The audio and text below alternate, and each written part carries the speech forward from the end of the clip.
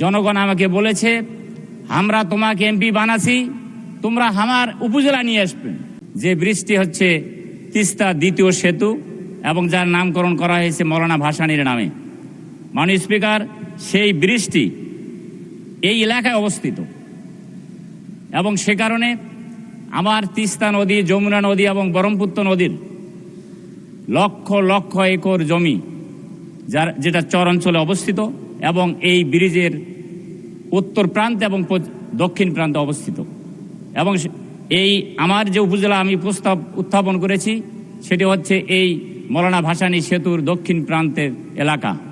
মাননীয় স্পিকার, সে কারণে আমি মনে করি এখানে একটি নতুন করে উপজেলা গঠন করা সম্ভব। শুধু তাই নয় মাননীয় স্পিকার, আমার এলাকার মানুষের কথা হলো যে বাংলাদেশের অনেক জেলায়, অনেক উপজেলায় 4টি ইউনিয়ন উপজেলা আছে, 5টি উপজেলা নিয়ে ইউনিয়ন উপজেলা আছে এবং 6টি ইউনিয়ন উপজেলা আছে, কিন্তু সুন্দরগঞ্জে কেন 7টি ইউনিয়ন উপজেলা হবে না? এটা তাদের প্রাণের দাবি। মাননীয় স্পিকার, আমি যখন এই সংসদে আসার জন্য আমি বাড়ি থেকে বের হয়েছি মাননীয় স্পিকার, জনগণ আমাকে বলেছে আমরা তোমাকে এমপি বানাছি, তোমরা আমার উপজেলা নিয়ে আসবে। এটাই জনগণের কথা মাননীয় স্পিকার, এটা জনগণের প্রাণের দাবি। এটা শুধু নতুন করে নয় মাননীয় স্পিকার, এই দাবি এই সংসদে আরো 2বার উত্থাপিত হয়েছিল।